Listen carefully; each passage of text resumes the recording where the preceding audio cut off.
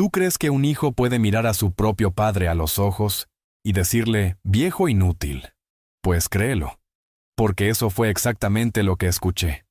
Y no lo dijo en un arranque de coraje, ni por accidente. Lo dijo con intención, con rabia, con esa mirada que ya no ve a su padre, sino a una carga. Y lo peor no fue lo que dijo, fue cómo lo dijo, delante de su esposa, de su hijo, de la suegra, y sin una pizca de vergüenza. Así que escucha esta historia hasta el final, y compártela con alguien que necesite oírla. Luego dime, ¿qué parte te tocó el corazón de verdad? ¿Y desde qué rincón de este mundo me estás escuchando? Me llamo Don Agenor. Tengo 79 años, soy viudo desde hace más de 15, y trabajé toda mi vida como servidor público en el estado de Puebla. Fui jefe administrativo en una oficina de catastro. Sí, de esas donde todos te conocen, y nadie nota cuando desapareces. Yo no era rico, pero nunca le faltó nada a mi familia. Le di estudios a mis 3 hijos, techo, comida caliente y un ejemplo de vida honesta. Con mi esposa, doña Luz Helena, construimos todo con esfuerzo. Pero cuando ella falleció, se apagó la casa entera. El silencio después de su muerte fue más fuerte que cualquier llanto. El café ya no sabía igual. El radio quedó mudo. Y el cuarto se volvió un hueco. Fue entonces cuando mi hijo mayor, Rodrigo, me dijo algo que nunca se me va a olvidar. Me abrazó en el velorio y susurró: «Váyase con nosotros, apá. La casa es suya también. La familia es para cuidarse, no para dejarse solo». Y yo, con el corazón hecho trizas, acepté. Pensé que, a pesar de la tristeza, todavía tenía un lugar, un rincón donde terminar mis días acompañado. Así que cerré la casa donde viví 40 años. Regalé la mayoría de mis cosas y me mudé a la casa de Rodrigo, allá por la colonia La Paz, en Puebla capital. Al principio, todo fue tranquilo. Yo ayudaba con lo que podía. Lavaba los trastes, cocinaba algo de vez en cuando y me sentaba a ver la televisión con mi nieto, Emiliano. Él me decía: «Abuelito». Se sentaba en mis piernas. Me pedía que le contara historias de cuando su papá era niño. Rodrigo, en esos días, todavía me decía apá. Y yo, aunque con el alma rota, me sentía útil. Pero todo eso empezó a cambiar cuando Rodrigo se casó con Erika. Una mujer de carácter fuerte, mirada fría y palabras medidas. No tardó mucho en hacerme sentir fuera de lugar. Primero fueron indirectas. «Don Agenor, ¿no prefiere tomar su desayuno en la cocina para no interrumpir a Emiliano mientras estudia en la sala?» Luego vinieron los comentarios en doble sentido. «Ay, es que la casa está tan chiquita y somos tantos. Ya no se puede ni caminar». Poco a poco, empecé a notar que ya no era bienvenido. Las comidas dejaron de ser en familia. A veces me dejaban un plato tapado sobre la estufa. Otras veces, me enteraba que ya habían comido sin mí. La televisión ya no era para ver juntos. Emiliano empezó a imitar a los adultos. Me hablaba con desdén, me corregía, me decía que estorbaba. Palabras que no nacen en los niños, sino que se aprenden escuchando. Aún así, yo me callaba. Pensaba que era mejor guardar la calma, que era normal, que la vida cambia. Hasta que un día, una simple tontería encendió todo. Fue por una cuenta de la luz. Llegó más alta de lo normal. Yo solo comenté, sin mala intención: «¿No dejaron prendido el aire toda la noche? Porque esta vez vino pesadita la cuenta». Rodrigo, que estaba en la mesa con todos, me miró como si hubiera escupido su comida. «¿Nos estás reclamando, apá? ¿Ahora resulta que también controlas lo que gastamos?» «No, hijo. Solo lo dije por decir». Intenté calmar las aguas, pero ahí fue. Ahí se levantó de la silla, golpeó la mesa con el puño cerrado y gritó: «¡Viejo inútil! ¡Ya me cansé! No pienso mantenerte ni un día más. El que vive de limosnas se calla». El silencio en la casa fue brutal. Nadie dijo nada. Erika bajó la cabeza con una sonrisa apenas visible. Emiliano se hizo el distraído. La suegra de Erika solo se levantó y fue por más agua, como si no pasara nada. Y yo me quedé ahí, sin aire, sin palabras, sin casa, porque en ese momento entendí. que ese techo ya no era mío. Me puse de pie, despacito, con las piernas temblando. Agarré mi suéter y salí. No dije nada, solo caminé. Crucé las calles sin rumbo, con los ojos nublados. Pasé por un parque donde unos señores jugaban dominó. Me senté en una banca, y por primera vez en muchos años, lloré en silencio. No por tristeza, sino por rabia, por decepción, por esa sensación de haber sido arrancado de mi lugar en el mundo. Y fue ahí, en esa banca, mirando las hojas secas caídas al pie de los árboles, donde tomé una decisión, una que iba a cambiarlo todo. Pero en ese momento, no le conté a nadie. Esa noche no regresé directo a la casa. Caminé por horas. Me metí en una fondita cerca del centro. Pedí un café cargado y un bolillo con frijoles. La señora que atendía me miró con ternura, como si pudiera ver que traía el alma hecha pedazos. Me senté en una mesa de madera al fondo, saqué el pañuelo del bolsillo y me limpié la cara. Sentí vergüenza, sí, lo confieso, vergüenza de mí mismo, no por lo que había pasado, sino por haber aguantado tanto, por haberme dejado doblar por amor, por pensar que callar es de sabios, cuando en realidad es de gente que se olvida de sí misma. Mientras revolvía el café con la cucharita, me llegaron imágenes de mi juventud, de cuando llevaba a Rodrigo a la escuela de la mano, con su lonchera azul colgando, de cuando lo enseñé a andar en bicicleta y se cayó, raspándose todo el brazo. Lloró tanto que me dolió a mí más que a él. Y sin embargo, era el mismo niño que horas atrás me gritó, viejo inútil, como si yo fuera una plaga. Después del café, caminé un poco más hasta llegar a la plaza de San José.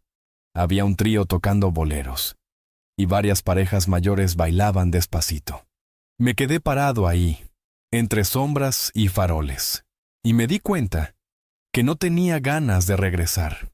No tenía ganas de entrar por esa puerta como si nada, porque ya nada estaba bien. Entonces hice algo que nunca había hecho. Renté una habitación para pasar la noche. Un cuartito chiquito, con cama dura y ventanas sin cortinas, pero limpio. Me senté al borde del colchón y me miré en el espejo descascarado que colgaba de la pared. Vi un hombre que ya no se reconocía. Un hombre que había dado todo y que ahora tenía que empezar de cero. Pero también vi otra cosa. Vi a alguien que, por primera vez en mucho tiempo, tenía libertad. Al día siguiente, regresé temprano. Rodrigo ya se había ido al trabajo. Erika no me miró a los ojos. Y Emiliano se encerró en su cuarto. Nadie preguntó dónde estuve. Nadie notó que mis ojos venían cansados. Entré al cuarto, cerré la puerta y me senté frente al pequeño altar donde guardo la foto de mi esposa. Luz Helena, le dije en voz baja. Creo que ya aguanté suficiente. Esa misma mañana abrí el viejo cuaderno donde anoto todo desde hace años. Ahí tenía datos importantes, contactos, direcciones de confianza, nombres de gente que me ayudó en otros tiempos. Puse en la primera hoja una palabra, dignidad, y empecé a escribir una lista. El primer nombre fue el del señor Mendoza, un viejo amigo de cuando trabajé en Catastro. Hoy tiene una gestoría en el centro y es de los pocos que todavía me tratan con respeto. Fui a buscarlo esa misma tarde.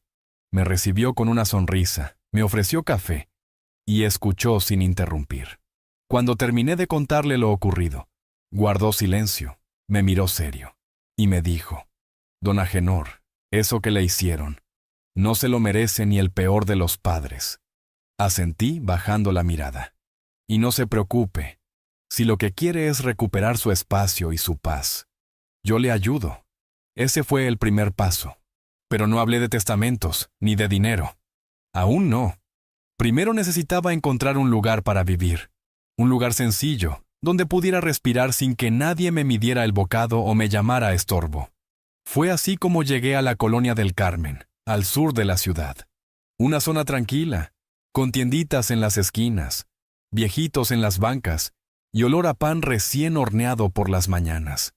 Vi un anuncio pegado en una farmacia. «Se renta cuartito para persona sola». Llamé. Me contestó una señora de voz amable. Fui a verla. Era una vivienda sencilla, de esas con techo de lámina pero limpia, con patio chico lleno de macetas. El cuarto tenía cama, mesa y baño propio. Era todo lo que necesitaba. La señora, doña Marta, me miró a los ojos y dijo: «Si es usted tranquilo, este es su lugar. Aquí respetamos a los mayores». Sentí un nudo en la garganta. «No se preocupe, señora. Ya no tengo energía para pelear con nadie. Solo quiero paz».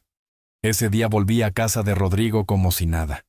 Guardé mi ropa en bolsas negras, mis papeles, mi libro favorito, la foto de Luz Helena y lo esencial. Nadie preguntó, nadie se acercó. Apenas Erika murmuró: «¿Va a salir?». «Unos días». «Ah».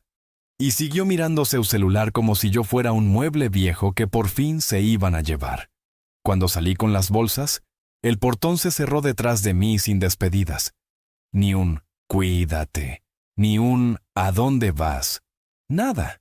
Y mientras me alejaba, no sentí tristeza.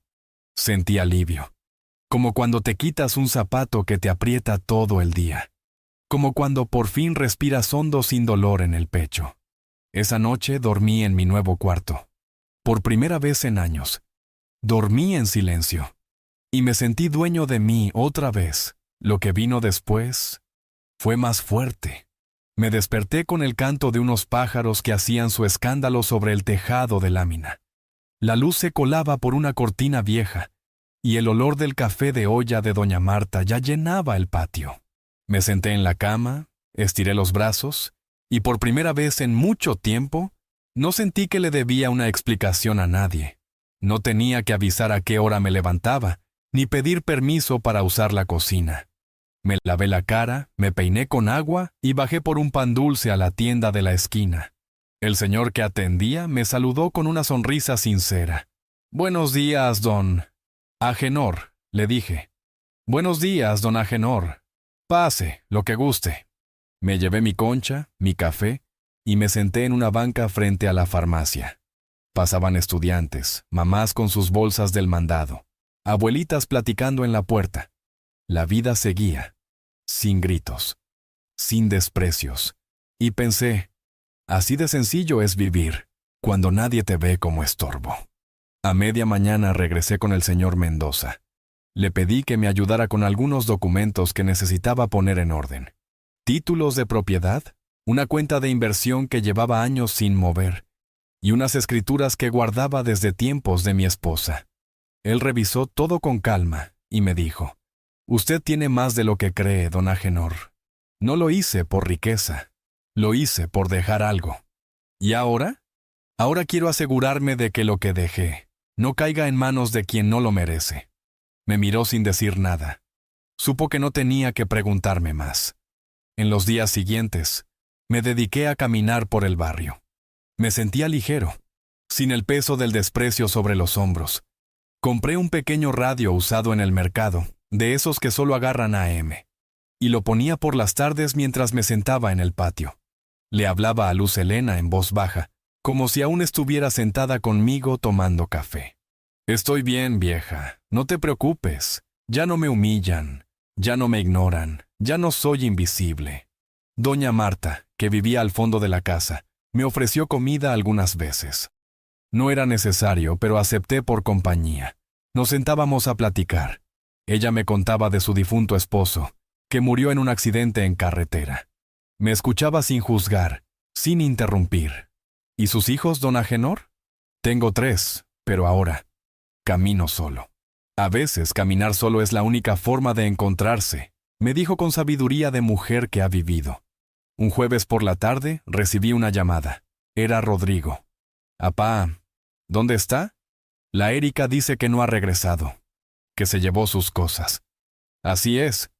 ¿Pero por qué no avisó? ¿Por qué no me preguntaron si estaba bien cuando estuve ahí? ¿Por qué habría de avisar ahora?». Hubo silencio. Miré. Yo sé que me pasé, estaba estresado, fue un mal momento. No fue un momento. Fueron años, Rodrigo, años. Y colgué. Sentí algo removerse por dentro. No odio, no rencor, solo certeza, certeza de que, por primera vez, no estaba huyendo, estaba eligiendo, y eso Cambia todo. A los pocos días, fui al banco. Abrí una cuenta nueva, con mis papeles en orden. Di de baja accesos anteriores. Actualicé todo. También contacté al licenciado Armenta, un abogado de confianza de los tiempos del sindicato, para revisar mi testamento. Le dije que quería hacer cambios. Muchos.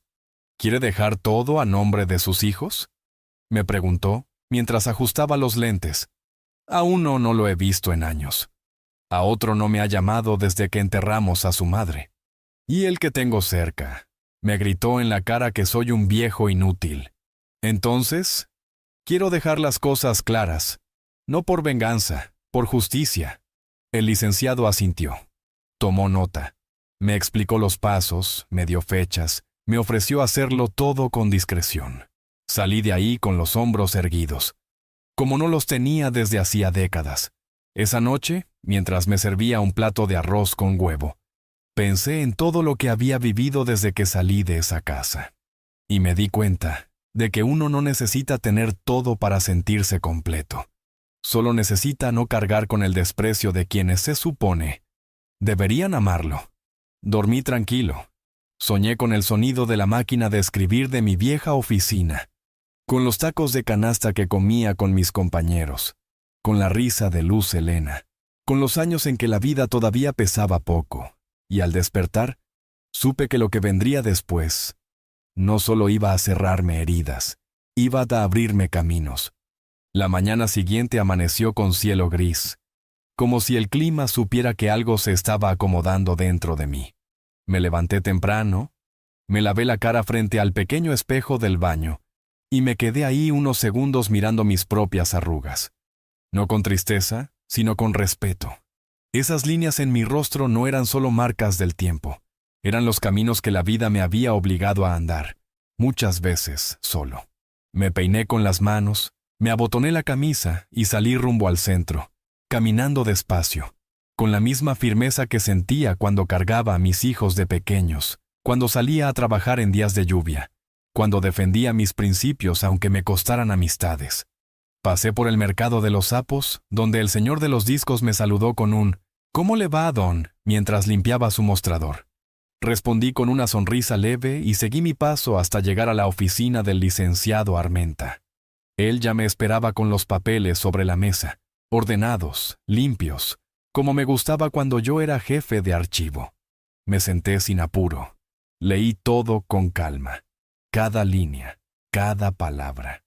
El documento reflejaba exactamente lo que le había pedido. Justicia. No había odio en ese testamento nuevo. No había revancha. Había memoria. Había verdad. Estaban ahí los nombres que debían estar, y los que no. También tenían un peso por su ausencia. El licenciado me explicó cada punto. Me ofreció una última oportunidad de reconsiderar. Le dije que no. Le dije que eso no era un impulso. Era una decisión tomada con el alma en la mano. Firmé con letra firme, sin temblor. Y al terminar, respiré profundo, como quien cierra un ciclo largo. Le agradecí al abogado su respeto, su paciencia, su cuidado con cada detalle. Nos dimos la mano, como se hace entre hombres que se entienden sin necesidad de muchas palabras. Y salí de ahí con una paz que no sentía desde hacía años. No era una paz de victoria, era una paz de recuperación. Esa misma tarde pasé por el banco y confirmé que todo estuviera actualizado. Cerré la cuenta vieja, la que tenía en común con Rodrigo desde la muerte de su madre. Abrí una nueva, a mi nombre únicamente. Di instrucciones claras, dejé notas escritas, establecí que ningún familiar tenía autorización sobre mis bienes. El joven que me atendió me trató con respeto, como si sintiera que yo estaba haciendo algo más grande de lo que parecía. Y era cierto. No estaba moviendo papeles, estaba recuperando mi historia. Al regresar a la casa de doña Marta, me senté en el patio con una taza de café que ella misma me ofreció. No hablamos mucho. Solo me preguntó si todo había salido como yo quería. Asentí con la cabeza. Ella sonrió y se sentó conmigo.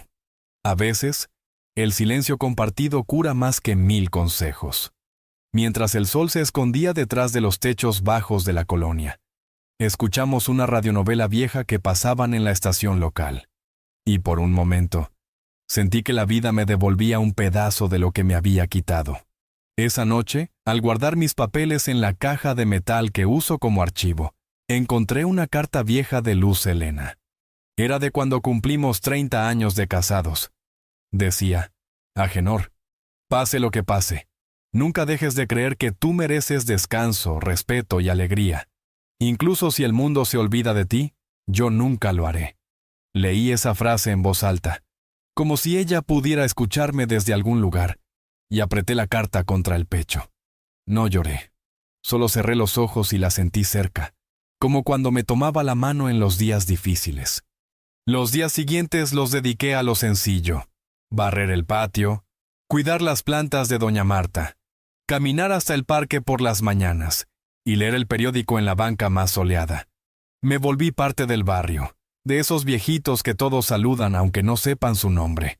Algunos me preguntaban si vivía solo. Les decía que sí, pero que no estaba solo. Y era cierto, porque por dentro me tenía a mí mismo de vuelta. Pero un día, algo inesperado sucedió. Tocaron a la puerta. Y cuando abrí, no esperaba ver a quién vi ahí parado. Era mediodía. El sol caía pesado sobre el tejado de lámina, y el zumbido de las moscas se mezclaba con el sonido lejano de un bolero, que alguien ponía en una radio vieja. Yo estaba sentado en el patio, terminando de pelar una mandarina, cuando escuché los golpes suaves en la puerta de entrada. Me levanté despacio, sin prisa, limpiándome las manos con un trapo. No esperaba a nadie. Nadie sabía que vivía ahí, salvo el licenciado Armenta, el señor Mendoza y doña Marta. Caminé por el pasillo angosto, abrí la puerta, y ahí estaba, Rodrigo, mi hijo. No traía corbata ni saco. Tampoco traía esa expresión arrogante que conocía bien. Se veía desorientado, con la camisa fuera del pantalón y una caja en las manos. Una de esas cajas de regalo que uno compra cuando quiere pedir perdón sin decirlo. Nos miramos unos segundos, él esperando que yo dijera algo. Yo simplemente observando.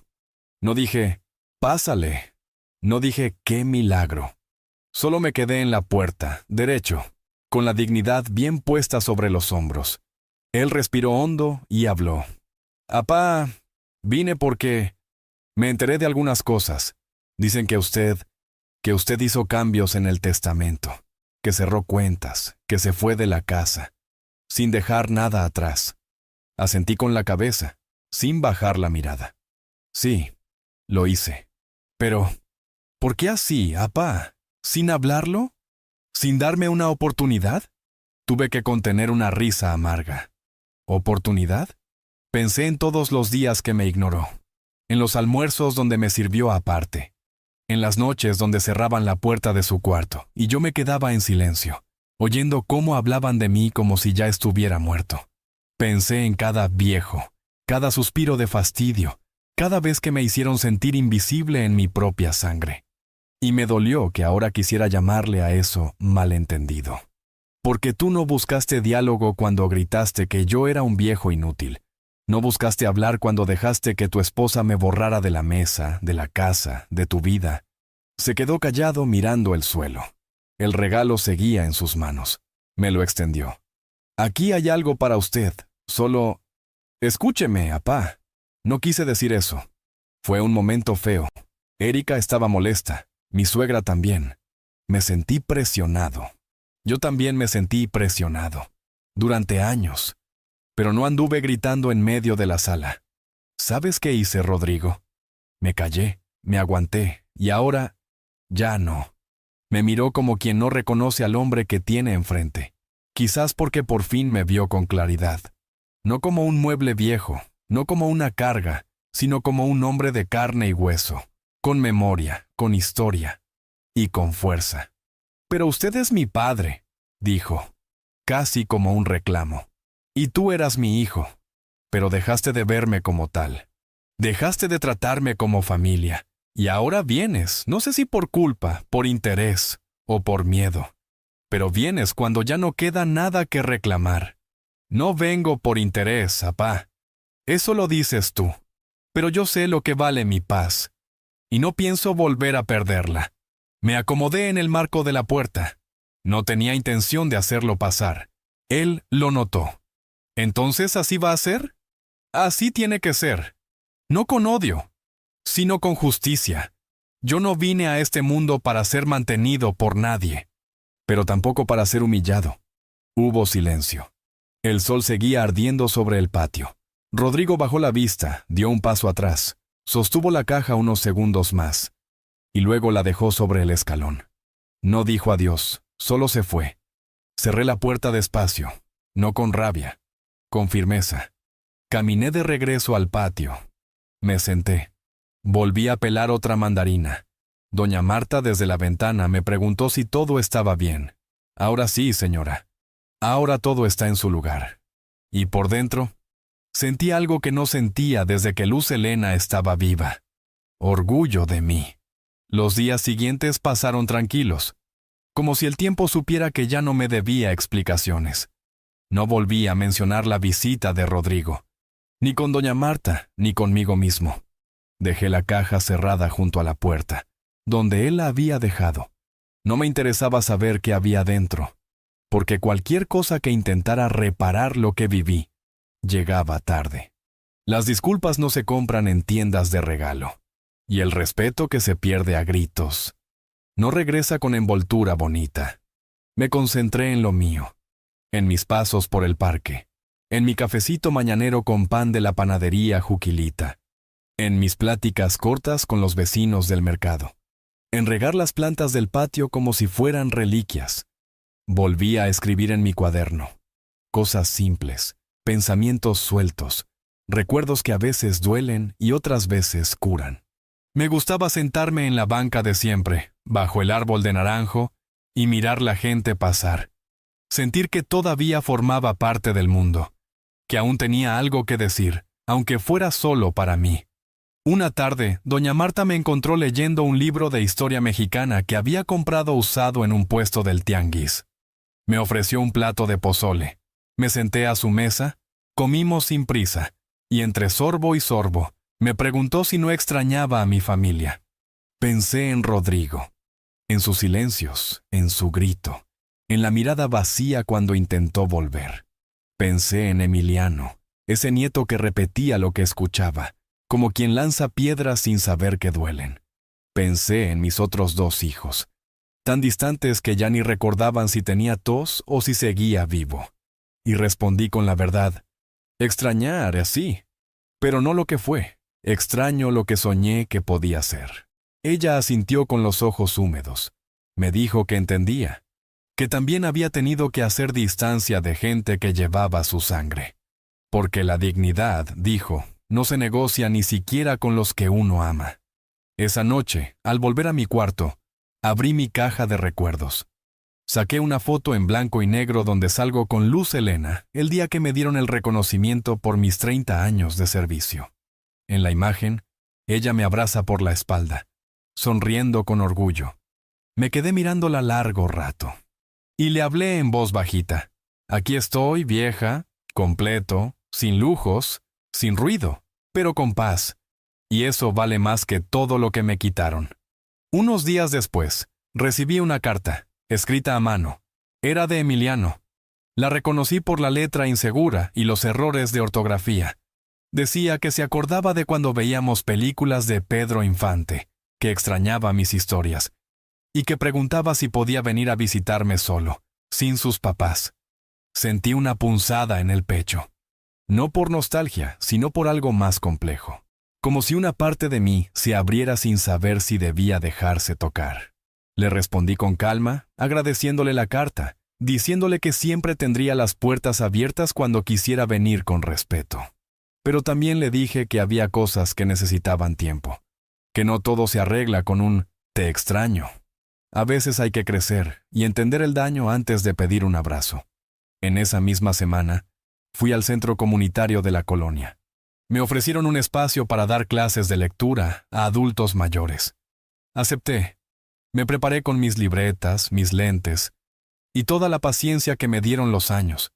Empecé con 3 personas, luego llegaron más. Algunos no sabían leer ni escribir. Otros solo querían sentirse acompañados. Y yo encontré ahí una parte de mí que creía perdida. No necesitaba dinero, no buscaba reconocimiento. Solo quería dar algo que no se gastara. Palabras, memoria, compañía. El día que más me marcó fue cuando doña Lupita, una señora de 82 años que había enviudado joven, me dijo: «Usted me enseñó a leer mi propia partida de nacimiento. Y ahora quiero escribir una carta para mi hija». Me la dictó con voz temblorosa pero firme. Yo la ayudé. Al final lloró. Y yo también. Porque entendí que hasta el último suspiro uno puede volver a empezar.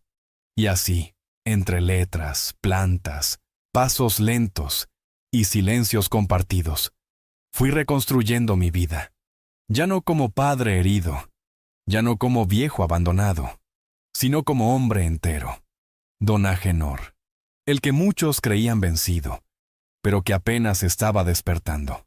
Una mañana de sábado, mientras preparaba café en mi pequeña cocina, escuché que tocaban la puerta con insistencia. Pensé que era doña Marta pidiéndome ayuda con su tanque de gas, como ya había pasado antes. Pero al abrir, me encontré con una escena que no esperaba. Era Erika, sola, parada con el maquillaje corrido, los ojos hinchados y una expresión entre rabia, susto y desesperación. Traía en la mano un sobre manila y una carpeta arrugada. No me saludó. No me dijo buenos días. Lo primero que salió de su boca fue una mezcla entre reproche y súplica. ¿De verdad eliminó a Rodrigo del testamento? ¿De verdad nos dejó fuera de todo? Me quedé ahí, firme, sin moverme un centímetro, como un árbol viejo que ya no se dobla con el viento. Le pedí que hablara bajo, que no gritara en la calle. Me preguntó si podía pasar. Le dije que no, que esa casa era mi espacio, que si quería hablar, lo haríamos ahí mismo, en la banqueta, como dos adultos que se dicen las cosas sin rodeos. Ella respiró hondo, como tragándose el orgullo, y me mostró los papeles. Eran copias del testamento nuevo, el que había firmado con el licenciado Armenta. No entendía cómo había conseguido eso, pero no me sorprendía. Gente como ella siempre sabe encontrar caminos cuando hay dinero de por medio. Rodrigo está mal, me dijo. Está deprimido, no duerme, no come. Dice que usted lo odia, que lo dejó sin nada. No lo odio, señora. Pero el que dejó algo fue él. Me dejó sin respeto, sin hogar, sin lugar. Usted exagera. Solo fue una discusión. No fue una. Fueron años. De exclusión, de humillaciones pequeñas que duelen más que los gritos. ¿Sabe usted cuántas veces comí solo, en silencio, en la cocina, mientras ustedes se reían en la mesa? Ella no supo qué responder. Bajó la mirada. Se acomodó la blusa. Intentó recuperar el control de la conversación. Me dijo que entendía que estuviera dolido, pero que estaba afectando a Emiliano. Que el niño lloraba, que preguntaba por mí, que sentía que había perdido a su abuelo. Me dolió escuchar eso, porque Emiliano había sido, por un tiempo, mi única alegría en esa casa. Pero también supe que no podía dejarme manipular por la nostalgia. ¿Y tú crees que él no me perdió el día que repitió tus frases? Cuando me dijo que yo solo daba lástima, cuando se rió de mí con sus amiguitos, como si yo fuera un chiste viejo. Era un niño, murmuró Erika. Y tú una adulta. Y Rodrigo mi hijo. Pero nadie en esa casa actuó como tal. Guardó silencio largo rato. Luego me dijo que el testamento, el carro, las propiedades, que todo eso podría arreglarse. Que quizá no debía ser tan drástico. Que la familia es la familia. La miré, esta vez con compasión, pero también con firmeza. Le dije que no se trataba del carro ni del dinero. Que lo que se rompió no se arregla con firmas, se arregla con memoria. Y que para eso hacía falta más que papeles. Le ofrecí un vaso de agua, no lo aceptó. Se marchó sin decir adiós, no gritó, no lloró, solo se fue. Pero yo me quedé ahí parado, mirando cómo se alejaba, como si por fin se cayera la máscara que tantos años llevaban puesta. Y sentí alivio, un alivio profundo. No porque ella se hubiera ido, sino porque yo ya no tenía que quedarme. Esa tarde, me senté en la banca del parque con mi cuaderno en la mano. Escribí una sola frase. Recuperarse no es volver a lo que eras, es ser por fin quien eres. Y debajo de eso, por primera vez, escribí sin miedo. Soy Agenor. Ya no soy el padre de... Soy yo. Después de la visita de Erika, pasaron varios días en los que el teléfono permaneció en silencio. No hubo mensajes, ni llamadas, ni cartas. Fue como si hubieran entendido, por fin, que yo no iba a moverme, que no iba a ceder, ni a retroceder un solo paso. Pero también fue como si yo, internamente, terminara de cerrar una puerta que ya estaba vieja, floja y llena de grietas. Me levantaba temprano como siempre, tomaba mi café en el patio, saludaba a doña Marta y le ayudaba con las bolsas del mandado. La vida había tomado un ritmo simple, pero verdadero, y aunque por fuera parecía que no pasaba nada, por dentro, cada día yo sentía más firmeza en los pies, más claridad en la mirada y más silencio en el alma. No ese silencio triste de los días antiguos, sino uno sereno, el que llega cuando ya no te deben nada, y tú tampoco le debes nada a nadie.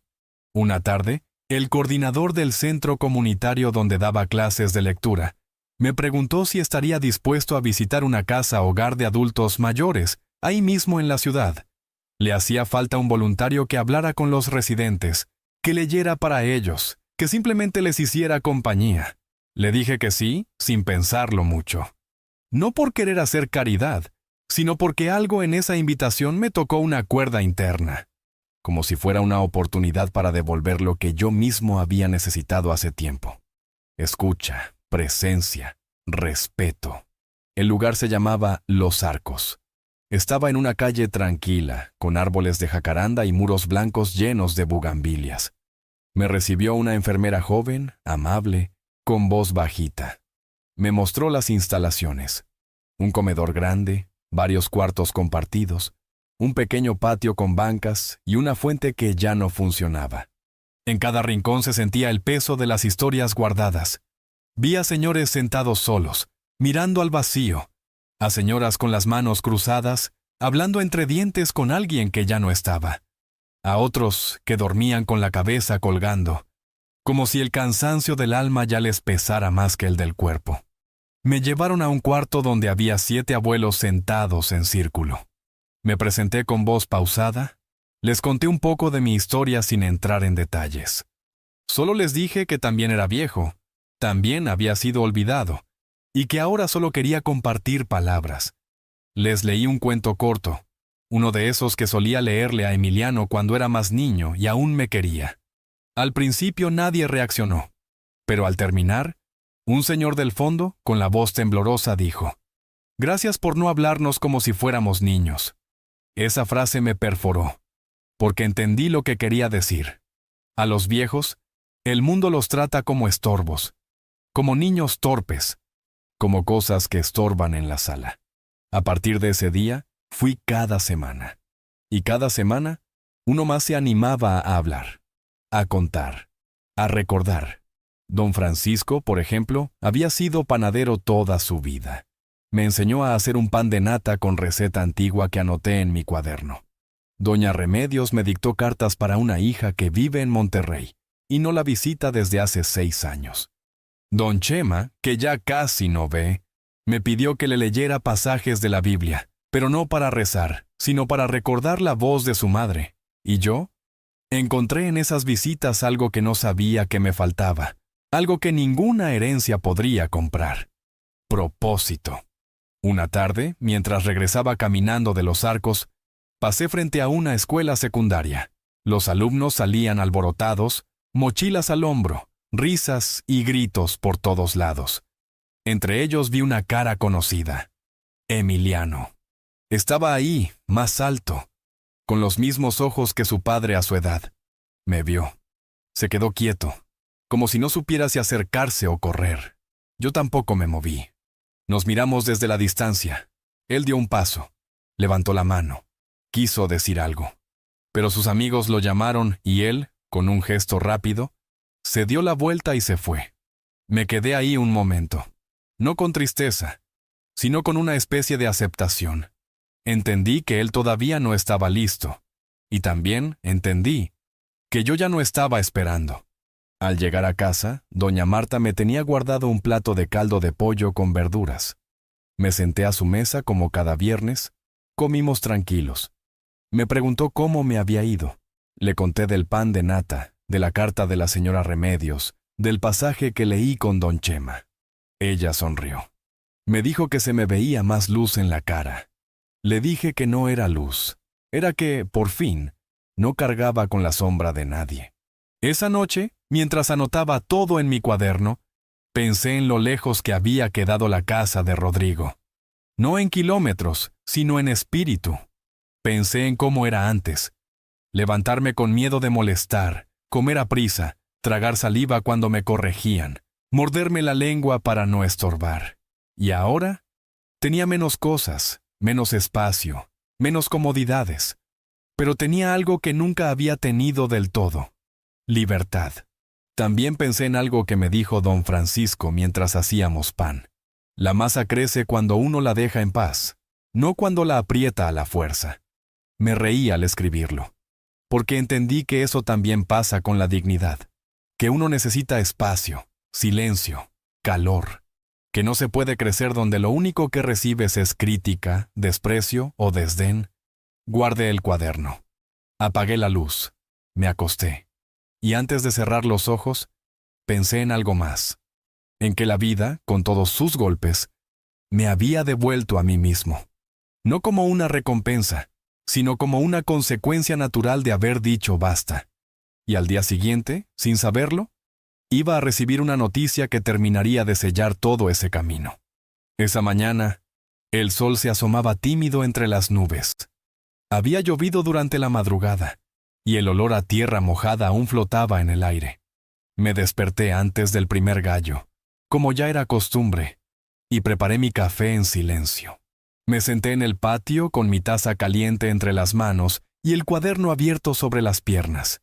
Pensaba en escribir sobre el día anterior, pero algo me detuvo. Una sensación en el pecho, como un presentimiento, como si algo estuviera por llegar. No tardó mucho. Tocaron la puerta, una vez, 2 veces, fuerte, directo.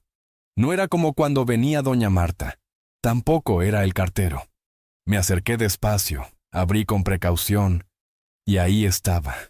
Un hombre alto, de traje oscuro, con un portapapeles en la mano y un sobre sellado. Me miró con seriedad, pero con respeto. Se presentó como notificador judicial. Me entregó el sobre.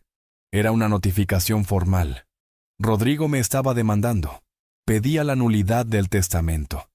Alegaba incapacidad mental de mi parte, insinuando que había sido influenciado, que estaba confundido, que no tenía pleno uso de mis facultades.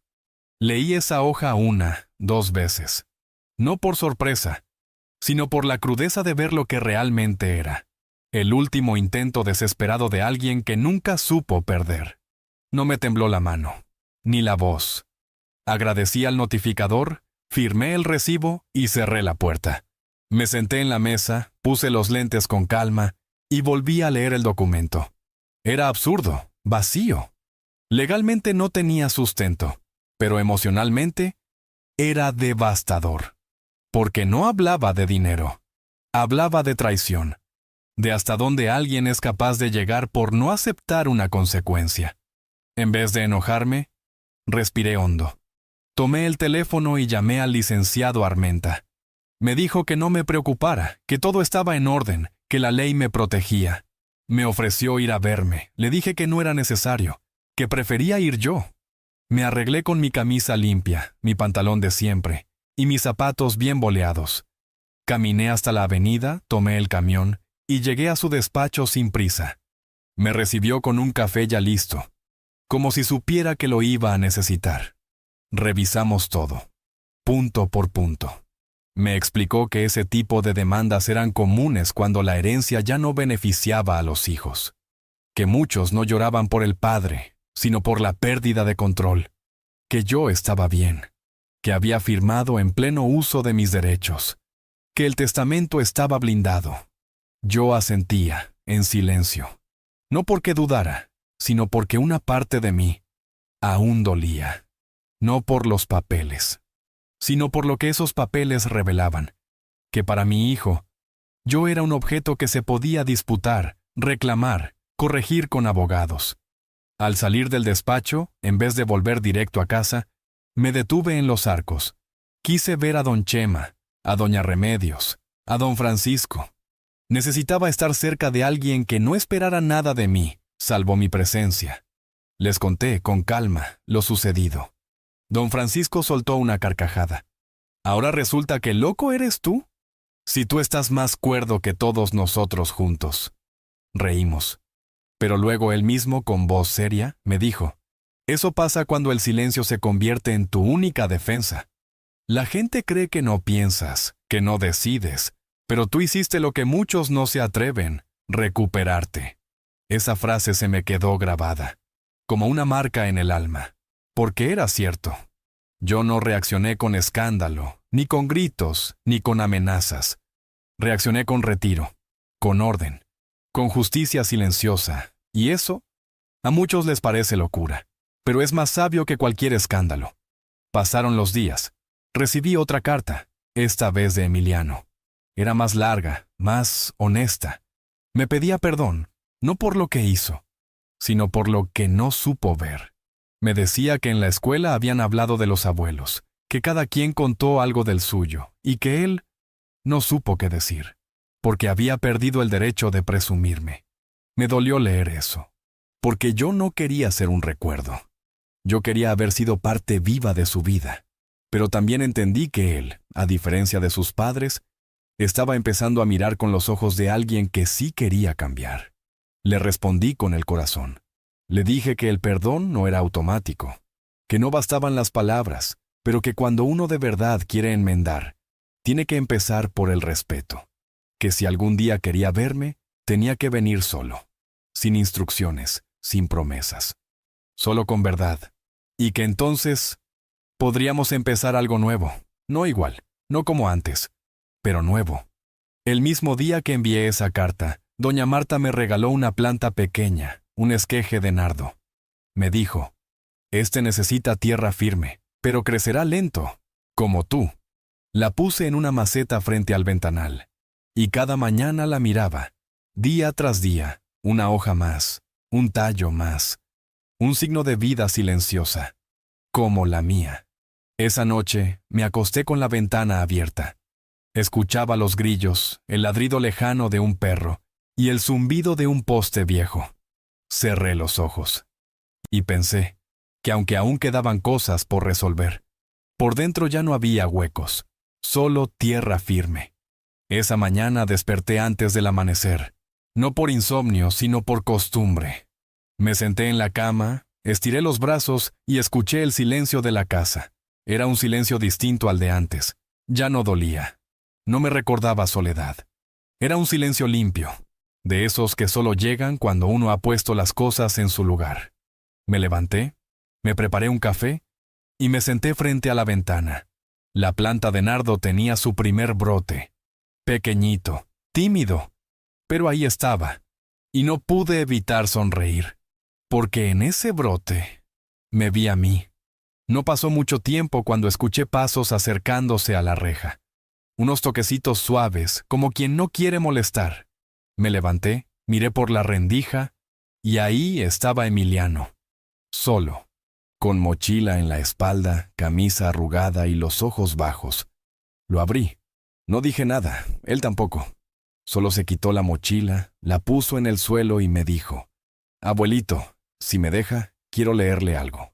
Sacó un cuaderno y empezó a leerme una carta que él mismo había escrito. No pedía perdón como quien quiere limpiar una culpa. Hablaba con el corazón, decía que entendía, que ahora veía cosas que antes no veía, que quería volver a conocerme sin que nadie le dijera qué pensar. Le ofrecí un vaso de agua y nos sentamos en el patio. Le pregunté por la escuela, por sus gustos, por qué había venido solo. Me dijo que ya no confiaba en lo que sus papás decían, que cada vez que hablaban de mí, sentía que algo no cuadraba, que quería ver por sí mismo. Y ahí, Mientras me contaba de su clase de historia y de sus planes de estudiar ingeniería, me di cuenta de que quizá la vida no me había quitado tanto. Me había dado esto, la posibilidad de sembrar de nuevo. No en todos, pero al menos en uno. Le conté del centro comunitario, de los abuelitos que leían conmigo, de don Francisco y su pan de nata. Le mostré mi cuaderno, mis recetas, mi nardo en flor.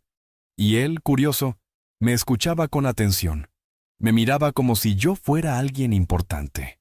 Como si apenas estuviera descubriendo que su abuelo tenía historia, alma, fuerza.